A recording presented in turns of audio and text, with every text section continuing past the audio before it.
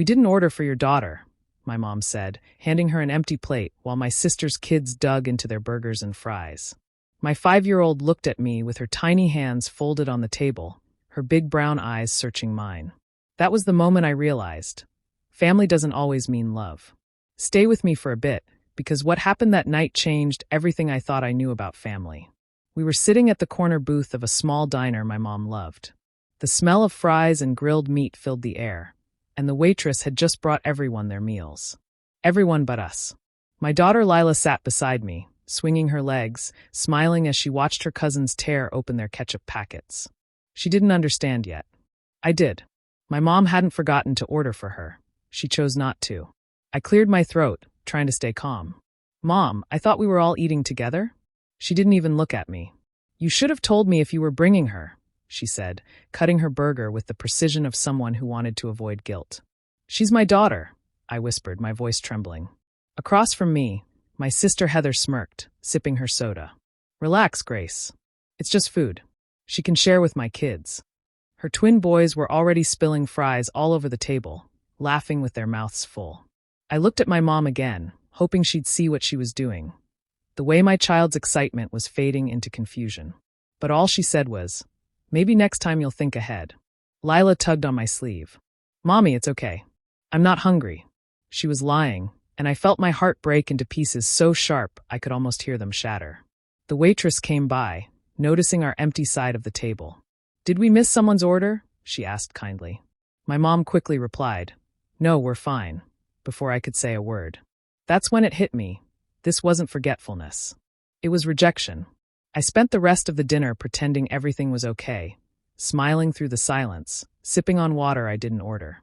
Every laugh from my sister, every bite from my mom, felt like a reminder that I didn't belong here. Not anymore. As we left, Heather kissed our mom's cheek and said, "Family dinners are the best." I stood there, holding Lila's hand, forcing a smile. My mom didn't hug me. She just said, "Drive safe."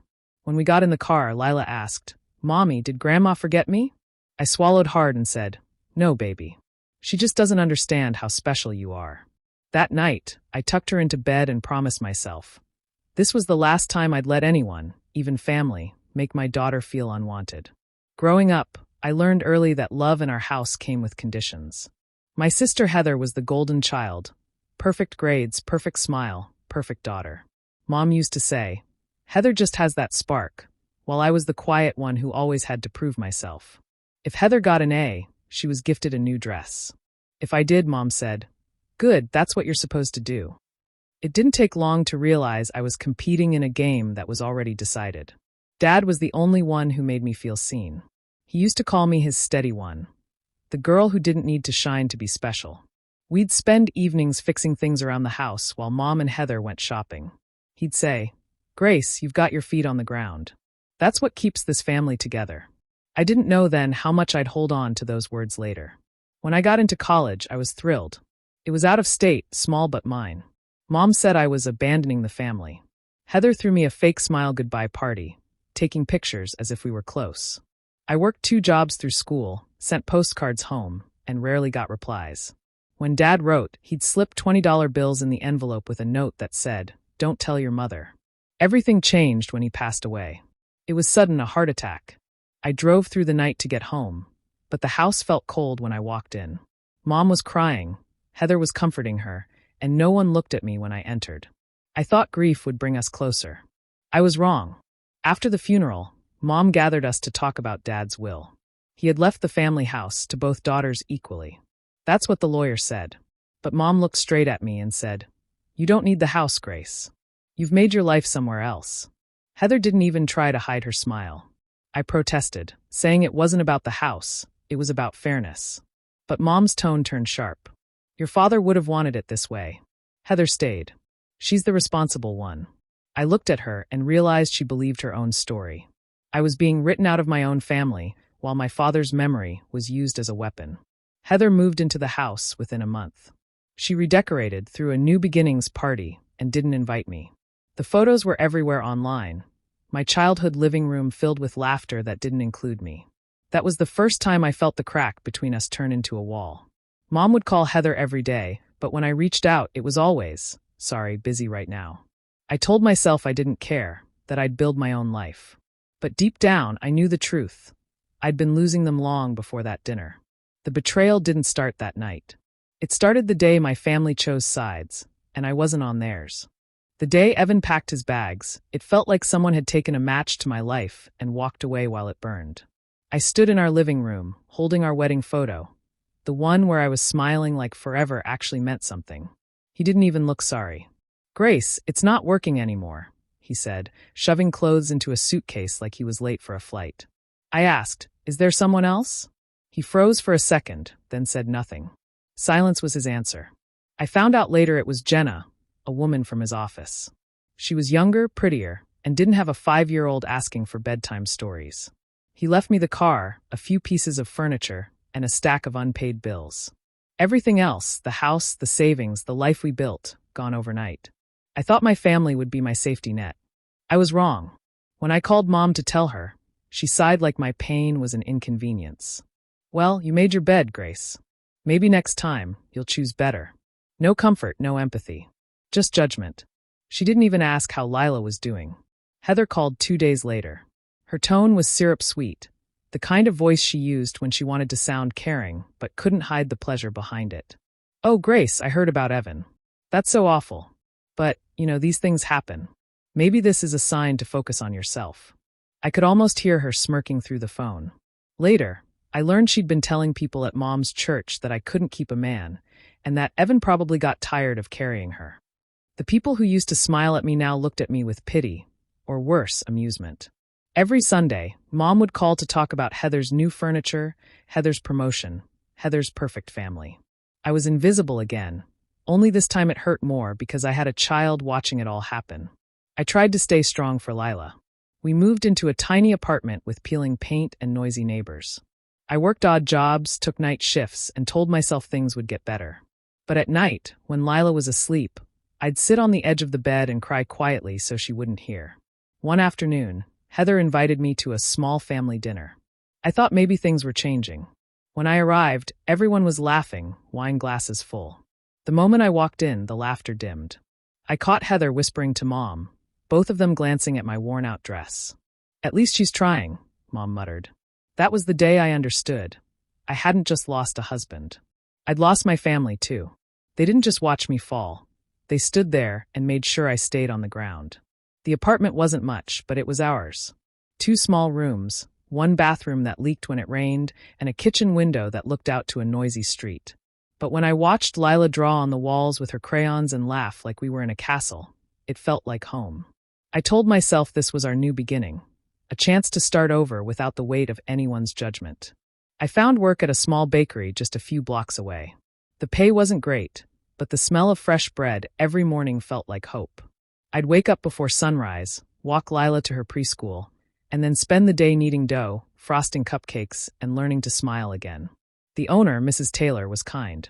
She said, "You've got gentle hands, Grace. People can taste that in your baking." For the first time in a long while, someone saw me for who I was, not for what I'd lost. Things were slowly falling into place. I didn't have much, but I had peace. Until one afternoon, I looked up from the counter and saw her, Heather. Perfect hair, perfect outfit, perfect smirk. "Grace, oh my God, this is where you work," she said, pretending to be surprised. I wiped my hands on my apron and smiled politely. "Yeah, it's a nice place." She leaned against the counter, scanning the menu. "It's cute," she said, her voice dripping with condescension. "It must be so relaxing, doing something simple." I wanted to tell her that baking wasn't simple, it was survival. But I just nodded and rang up her order. That first visit turned into a routine. Every Friday, she'd stop buy 1 coffee, and stay just long enough to remind me of the life I didn't have anymore. She'd ask loud questions when customers were nearby. "Do you still live in that little apartment? Or has Evan sent child support yet?" Each word was meant to sting, and she knew it. Then came the whispers. Friends from church started calling, asking if it was true that I was barely making ends meet. Someone even said Heather had described my job as her little charity project. I stopped answering calls. I didn't have the energy to explain that I was doing fine, better than I'd been in years. But something about her behavior didn't make sense. Heather had always been cruel, but this felt different. Her visits became more frequent, her eyes lingering on the display case like she was studying me. One day, she asked, "You really seem happy here, Grace. Doesn't it bother you that you could have had more?" I smiled, handing her the bag of pastries. "Maybe I don't need more," I said quietly. She blinked, taken aback. For a brief second, I saw something behind her eyes, something sharp and ugly. Jealousy. Of what? I didn't know yet. But it was there, and it scared me more than her cruelty ever had. Heather's twins were turning 6, and despite every instinct telling me not to go, I convinced myself it would be good for Lila. "It's family," I told her as we wrapped the gifts together. 2 small wooden toy trains I had painted myself. Lila helped me pick the colors, bright red and blue, and I tied them with ribbons. I couldn't afford fancy presents, but I wanted something personal, something made with love. The party was at Heather's house, the same house that used to be mine growing up. Walking through that front door felt like stepping back into someone else's life. Everything smelled the same. Mom's perfume, Heather's candles, the faint trace of Dad's old cologne that lingered in the hallway. For a moment, I almost turned back, but then Lila tugged my hand.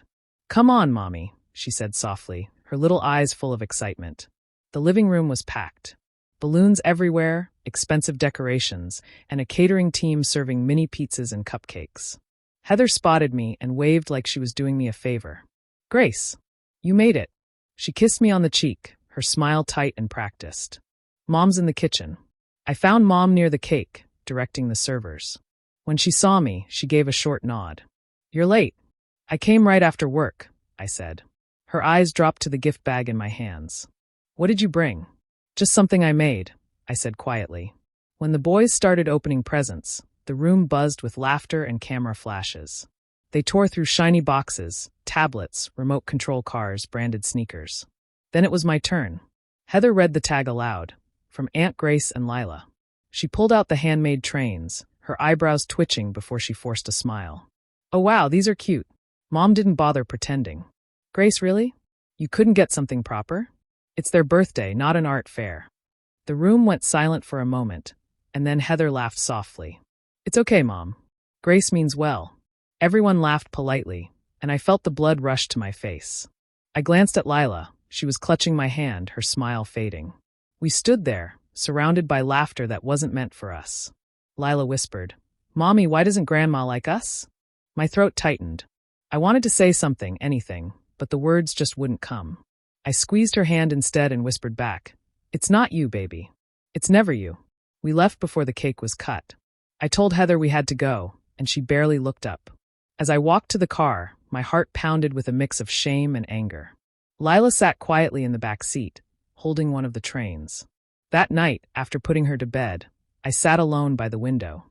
The laughter from the party still echoed in my head. And that's when I made myself a promise. I would never let them make my daughter feel small again. Not ever. It started with a letter from the bank. One of those plain white envelopes that doesn't look like much until you open it and your whole world shifts. It mentioned the final distribution of my father's estate. My heart skipped as I read the words. I thought maybe, just maybe, there was something left that Dad had set aside for both Heather and me. He always said he wanted things to be fair. But when I read the details, my hands began to shake. Everything, every cent, had been transferred solely to Heather. I called Mom first.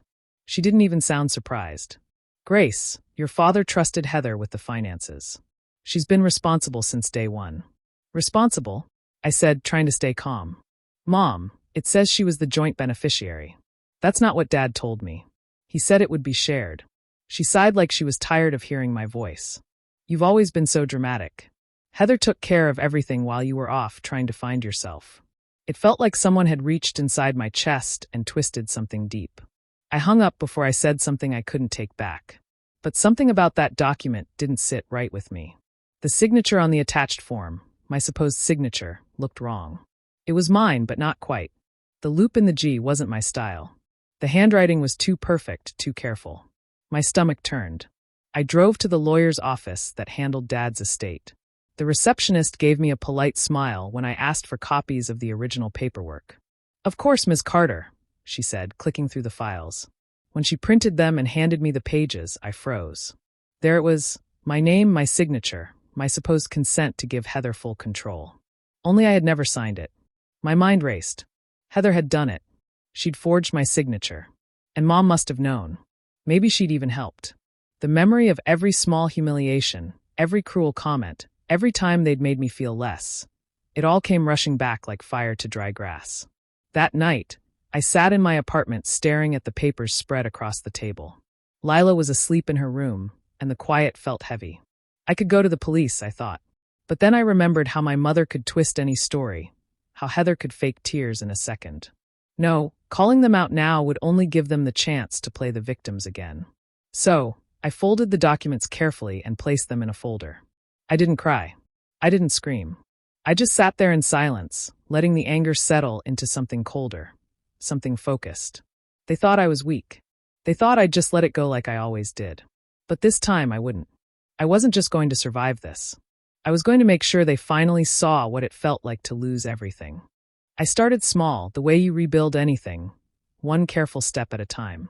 The folder with the forged signature lived in my kitchen drawer, always under the bread knife like a secret. I would pull it out at night and study the strokes until I could see the differences in my own handwriting. It became an obsession. If Heather had been bold enough to fake my name on paper, she'd left other traces, emails, bank slips, witnesses, and I was determined to find them. I messaged an old friend from college, Marcus, who'd gone on to work as a paralegal. We hadn't spoken in years, but when I explained the situation, he didn't hesitate. "Bring everything," he said. "Don't touch the originals. Let me look." He met me at the bakery with a paper cup of coffee and an odd, steady calm that reminded me of Dad. Marcus flipped through the documents and whistled low. "This is sloppy," he said. She left herself a trail. Marcus helped me assemble a quiet case, copies of bank transfers, a photo of the will with the dates circled, notes from Dad's emails where he'd mentioned wanting both daughters included. He also found a line in an old community ledger that showed Heather had withdrawn a large sum around the time the so-called paperwork was signed. "We can reopen this," he said. "It'll take time and money, but you've got a solid start." I didn't want to drag this through gossip or sermons. I wanted proof. While Marcus reached out to a lawyer who specialized in estate disputes, I kept the bakery door open, kneading dough in the mornings and frosting cakes in the afternoons. The work grounded me. Customers began to recognize me. Some came in just to hear a friendly voice and leave with a loaf of sourdough. Lila loved the bakery too. She'd sit in the corner with a coloring book, proud that her mom made the best cinnamon rolls in town. One Thursday, a man in a wool coat sat at the corner table, laptop open, watching the window. He ordered a coffee and a croissant, then asked if he could interview the woman behind the counter about the business. His name was Daniel, and it turned out he wrote for the local paper. We talked about recipes, neighborhoods, and how small places could hold big stories. I kept the conversation light. I wasn't looking for attention. A week later, Daniel returned with questions that weren't about pastries. "You seem to know your neighbors," he said casually. "Sometimes small-town stories need a nudge." I told him the barest version of my history, careful not to hand him the documents. But he listened with that journalist's patience, and by the end of the day he said, "If you ever needed help bringing something to light, I have contacts." I felt the old panic, the fear of being staged as the desperate daughter again, then a slow, fierce resolve. I wanted justice more than I feared their pity. Marcus and the lawyer began filing motions quietly. Daniel checked in occasionally, his eyes always level and attentive. I didn't want fireworks. I wanted a steady burn that would reveal everything Heather had covered with polish and smiles. Every morning I mixed flour and water and let the dough rise. It felt like practice for patience and power. Outside, life went on, birthdays, church potlucks, Heather's Instagram posts of perfect family moments. Inside my little bakery, with proof in a locked drawer and a team of quiet allies, I planted the seeds of revenge. The harvest would come when the time was right. The restaurant looked exactly the same as that night. Same warm lights, same dull chatter, same scent of garlic and old memories. But this time I wasn't trembling. I walked in holding Lila's hand and a single manila envelope tucked under my arm. She wore a small blue dress, her curls tied with a ribbon. I had rehearsed this moment in my mind 100 times. Every word, every breath, every look. Diane waved as if nothing had ever happened. "Grace, darling, you made it," she said with that strained smile people use when they know the past is still sitting between them. Heather sat across the table, her gold bracelet catching the light. Her husband looked bored, scrolling on his phone. Mom motioned to the empty chair at the far end. This time, there actually was one. I sat down quietly. The waiter came, menus passed, drinks ordered. Everyone talked about weather, business, and vacations, pretending peace was possible without accountability. I watched them start eating before me again, laughter echoing like an old wound reopening. Lila squeezed my hand under the table, her eyes searching mine. I smiled at her. It was time. I slid the manila envelope across the table, letting it stop right in front of Heather's plate. "You left something unfinished last time," I said softly. She frowned, confused. "What's this?" "Open it," I replied. Her manicured fingers tore it open, one paper at a time spilling onto the table. Photocopies of the forged signature, the lawyer's affidavit, and the official court summons stamped in bold. Her laughter died mid-breath. The room changed. The waiter froze near the counter. Even the music seemed quieter. Diane's fork clinked against her plate. "Grace, what is this supposed to mean?" she asked, voice trembling slightly. "It means I'm not your afterthought anymore," I said, calm but steady. "It means Dad's will was forged. It means everything you stole, the house, the money, the inheritance, is being revisited. You'll be hearing from my lawyer." Heather's face drained of color. "You can't, you wouldn't." "I already did." Lila looked at her aunt, unblinking. "Mom says lies always rot," she said, innocent but sharp. The silence that followed was thick enough to touch. Heather's husband shifted uncomfortably. Diane looked from me to Heather, realization dawning like cold dawn after a long storm. "Heather," she whispered, "tell me this isn't true." Heather stammered, searching for words that wouldn't come. I stood, gathering Lila's tiny hand in mine. "You don't have to finish your dinner," I said to her softly. "We've already had our fill." As we walked out, I heard Diane's voice breaking behind me, Heather's excuses spilling like spilled wine, and the sound of their perfect world cracking open. Outside, the night air felt clean new. Lila looked up at me, smiling. "Mom, are we free now?" "Yes," I whispered, holding her close. "We're finally free." The news broke quietly, like a whisper spreading through town. One day, Heather was the picture of success, driving her new car, hosting charity brunches, bragging about her inheritance investments. The next, her name was being murmured in coffee shops and whispered in corners of the same circles she used to dominate. The court papers had done their job. The inheritance was frozen. The forged signature was under investigation. When I walked into the bakery that morning, two of Heather's old friends were sitting near the counter, talking in low tones. "Did you hear? Brad found out everything," one said. "He's furious." She told him the money came from a bonus at work. I didn't react. I just poured another cup of coffee and smiled at a customer. Inside, I felt nothing but a quiet, steady calm, the kind that comes after a long storm. By evening, my phone buzzed. It was Mom. "Grace," she said, her voice brittle. "Can we talk? Your sister's going through a very hard time." "She should have thought about that before committing fraud," I replied evenly. "Grace, please," she sighed. "You've made your point. Family shouldn't destroy family." I took a deep breath. "No, Mom. Family shouldn't betray family either. You wanted a daughter you could control. You got one. You just lost the other." There was silence on the line. For once, she didn't have a clever defense or a guilt-soaked sermon. Just quiet. I could almost hear the weight of her choices settling around her. 2 days later, Brad showed up at the bakery. He looked tired, angry, and embarrassed. "I just wanted to say," he started. "I didn't know what she'd done. She told everyone you were just bitter." I nodded. "I know." He looked down at his hands. She's falling apart. The friends, the house, everything's slipping away. I think she finally realized she can't buy loyalty." I looked at him carefully. That realization comes late for people who never earned it. When he left, I stood by the window, watching him drive away. I didn't feel joy. Just peace, the kind that comes when the truth finally stands on its own. Later that night, Mom came to my door. Her eyes were red, her face older somehow. "She's been crying all day," she said softly. "She asked why you'd do this to her." I looked at her for a long moment. "I didn't do this to her," I said. "She did it to herself." Mom swallowed hard, then turned to leave. But before she did, she said something that lingered. "You're stronger than I thought, Grace." I closed the door behind her and leaned against it, exhaling slowly. Lila came out of her room, rubbing her sleepy eyes.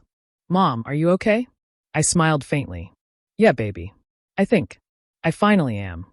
And for the first time, I meant it. The same restaurant. The same corner table. But this time the air felt different.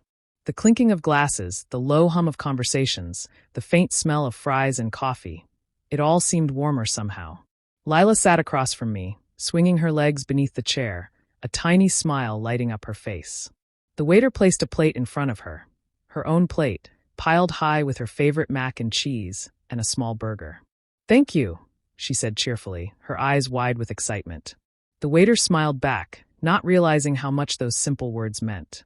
I watched her pick up her fork with the same little hands that had once waited at this very table, empty and patient, while my mother said, "We didn't order for your daughter." Now she didn't have to wait for anyone's approval. I glanced at my own plate. A neatly cut sandwich, something light. My bakery apron still hung in the car, and my phone kept buzzing with messages from customers who wanted to place weekend orders. After the journalist published the story, the woman who rebuilt her life from ashes, everything changed. The bakery grew. People came not just for the pastries, but for the story behind them. Still, none of that compared to this moment. Watching Lila eat happily, without shame, without waiting for permission. "Mom," she said suddenly, her fork halfway to her mouth. "Grandma doesn't like us." Her words were soft, matter of fact. I froze for a second, then smiled gently. "That's okay, baby," I said. "She doesn't have to. Because I do." She blinked at me, her smile small but certain. "Always. Always will," I whispered. Outside the window, people walked past, busy, rushing, caught up in their own lives. Once, I used to wonder what my family was doing, whether they missed me, whether they regretted it. But now, the thought didn't sting anymore. The revenge wasn't in what they lost. It was in what I gained. Peace. Dignity. A life built on my own hands. Lila giggled as she dipped a fry in ketchup and accidentally smeared it on her cheek. I laughed, wiping it away with a napkin. For a brief second, I saw myself in her. Not the broken woman I used to be, but the one who survived, who learned, who rose again. When we finished eating, the waiter brought the bill. I reached for my purse, but before I could take out my card, Lila proudly placed a few coins she had been saving from her allowance on the table. "I want to help, Mommy." My throat tightened. "You already have, sweetheart." We stood to leave, hand in hand. As the door closed behind us, I looked back once at the table. 2 plates, both empty now. This time, nobody was left out. Do you think Grace made the right choice by walking away from her family and building her own peace? Or should she have tried to make things right with them? Share your thoughts down in the comments. I'd really love to hear what you think. And if stories like this touch your heart, don't forget to like, subscribe, and turn on the notification bell so you never miss another one.